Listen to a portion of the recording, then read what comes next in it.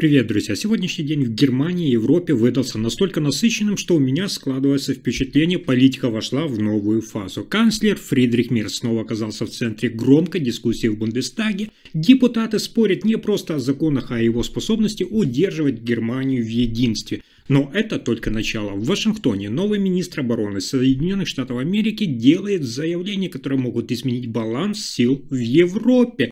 Германия готовит масштабную международную миссию за последние десятилетия, а во Франции правительство сохранило позиции после 2 вотумов недоверия. В Берлине обсуждают подозрения в адрес партии «Альтернатива для Германии», а в Брюсселе запускают новую систему защиты от дронов, которая изменит европейскую безопасность. И, наконец, свежий опрос Саксонии-Анхальт показывает, что политический ландшафт Германии снова меняется на глазах. Разберу по порядку последние новости часа, поддержите канал подпиской и начну. Итак, сегодня в Бундестаге разгорелась острая дискуссия. Лидер фракции «Зеленых» Катарина Дрёгге публично поставила под сомнение пригодность канцлера Фридриха Мерца к руководству страной. По ее словам, Мерц не справляется с коалиционной работой. Цитата: «Если фракция Союза ХДС-ХСС в течение месяца отказывает вам в поддержке, то вы теряете легитимность как канцлер». Дрёгге обвинила правительство в хаосе при обсуждении нового закона о военной службе и заявила, что страна на открытой сцене наблюдает распад управленческой стабильности. Она также потребовала объяснений за один из спорных комментариев Мерца о городском облике. Слово, которое, по ее мнению, содержит элементы дискриминации. Лидер фракции Союза Йенс Шпан резко ответил. Он отверг обвинения в сказках и настаивает, что коалиция всегда имеет большинство в Бундестаге и способна принимать решения. Таким образом, ситуация обострилась, сосредоточена не на абстрактной политике, а на личной способности Мерца быть лидером, который держит страну вместе. Следующая новость добавляет огня в общую картину происходящего. В Вашингтоне прозвучали резкие дипломатические заявления. Новый министр обороны США Пит Хексет заявил, что Соединенные Штаты Америки готовы усилить меры давления, если напряженность в Европе сохранится. По словам Хексета, США готовы усилить экономическое и политическое давление, чтобы показать, нарушения международных норм не принесут выгоды. Хексет, известный как сторонник твердого подхода в вопросах безопасности, выступил на встрече министров обороны стран НАТО в Брюсселе. Он подчеркнул, что Соединенные Штаты Америки не стремятся к прямой конфронтации, но готовы предпринимать меры, если дипломатические усилия не дадут своего результата. Кроме того, глава Пентагона потребовал от союзников по НАТО увеличить расходы на оборону и ускорить закупки американской военной техники. По его словам, только сильная и единая позиция Запада может гарантировать стабильность и безопасность на континенте. Политические наблюдатели отмечают, выступление Хексета стало одним из самых резких за последние месяцы. Оно ясно показывает, что новая администрация Соединенных Штатов Америки готова использовать все инструменты давления, чтобы изменить ход событий в Европе.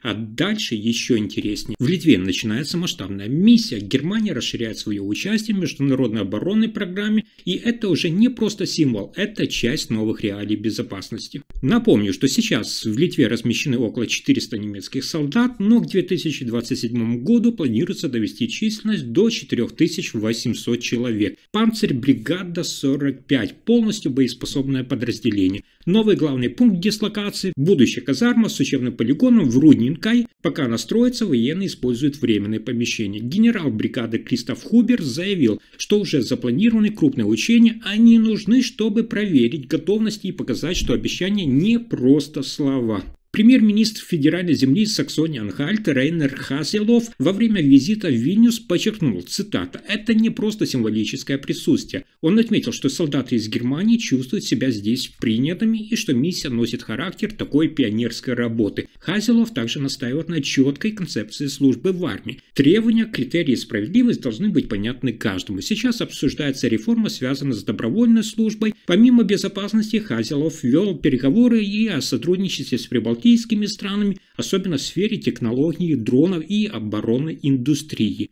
И это только начало. Более чем за 30 лет после объединения Германии остался серьезный разрыв в зарплатах между Востоком и Западом страны. Профсоюз заявляет, работники на Востоке получают в год примерно на 13 400 евро меньше по сравнению с западными коллегами. Это около 21% отставания. Главная причина – низкий уровень тарифной привязки, то есть применение коллективных договоров. На Востоке только 42% сотрудников трудятся в компаниях, которые действуют по тарифам, тогда как на Западе 50%. В федеральной земле Саксония-Анхальт зарплата по тарифному договору дает дополнительно 718 евро в месяц, а в Тюрингии 740 евро. Профсоюзы требуют ввести федеральный закон о тарифной честности, чтобы общественные заказы давались только тем компаниям, которые платят по тарифам. Это должно ограничить зарплатное такое демпингование и укрепить справедливость в оплате труда. Таким образом, позиция профсоюза – устранить те безработные дни, так назовем, которые восточные работники фактически отрабатывают, и выровнять условия труда нагрузки между регионами страны. Тем временем разворачивается новая интрига. Во Франции разыгрывается драматическая политическая битва, но правительство удержалось у власти. Премьер-министр Себастьян Лекорню и его новое правое правительство выстояли 2 вотума недоверия, выставленных оппозицией. Первый вотум был внесен партией «Непокорная Франция» с поддержкой левых, второй – праворадикальной партии «Национальное объединение». Но ни одно из голосований не набрало необходимого количества депутатов. Для отставки правительства требовалось, напомню, 289 голосов. В первом случае лишь 271 депутат проголосовал против правительства, а во втором всего 144. Напомню, что всего в Национальной ассамблее 577 депутатов. Накануне Лекорню объявил об отсрочке пенсионной реформы, предложенной президентом Эммануэлем Макроном. Реформа предусматривала повышение возраста выхода на пенсию с 62 до 64 лет. Такое решение позволило ему получить поддержку социалистов и начать диалог с оппозицией. Теперь, когда правительство пережило голосование, перед Лекорню стоит сложная задача – провести бюджет на следующий год и восстановить стабильность в парламенте, где ни одно правительство не имеет своего устойчивого большинства. Но на этом сюрпризы дня не заканчиваются. Лидер партии «Альтернатива для Германии» АДГ оказался в центре резонансной темы. Канцлер Фридрих Мерц сообщил о подозрениях в адрес отдельных членов партии относительно их контактов с Россией. Мерц заявил, что речь идет не о каких-то там голословных обвинениях, а о реальных подозрениях.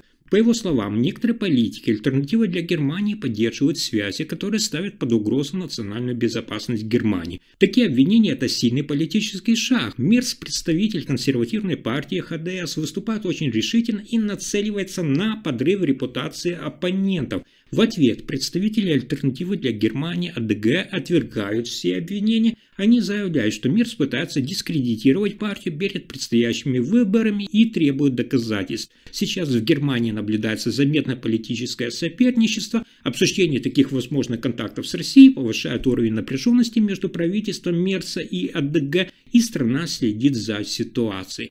И это не единственное, что сегодня взбудоражило политику. В Европейском Союзе готовят важную оборонительную инициативу. Уже к концу 2026 года страны Европейского Союза должны начать серьезные шаги по защите от дронов. Цель – создать единую такую систему против небольших летающих аппаратов, способную обнаруживать, отслеживать и нейтрализовать угрозы из воздуха.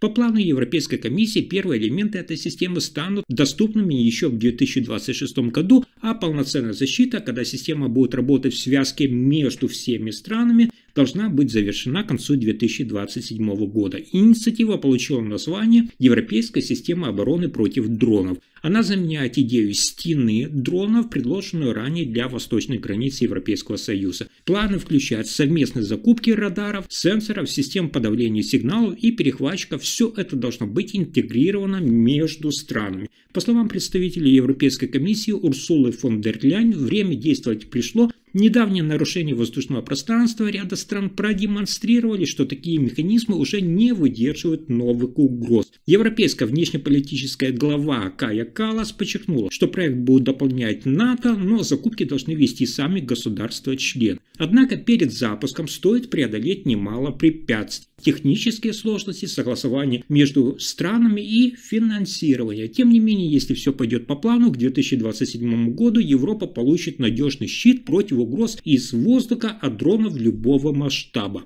А вот следующая новость способна удивить даже скептиков. В федеральной земле Саксонии-Анхальт опубликованы неожиданные результаты опроса. Партия «Альтернатива для Германии» впервые достигает 40% поддержки согласно новой переписи ИНСа. Это рекордный показатель за всю ее историю в регионе. При этом партия, которая сейчас управляет землей, напомню, Христианско-демократический союз ХДС, опускается до 26%. Согласно результатам опроса, чтобы сформировать большинство без участия «Альтернативы для Германии», Христианско-демократический союз был бы вынужден объединиться сразу с 3 другими партиями: левой с 11%, СДПГ с 6% и партией Союз Сары Вагетни с 6%. Такая вот конфигурация четырехпартийной коалиции выглядит как единственный практически возможный путь противостоять росту влияния «Альтернативы для Германии». Сложность еще и в том, что ранее Христианско-демократический союз ХДС уже категорически отказалась от сотрудничества с АДГ и с левой партией.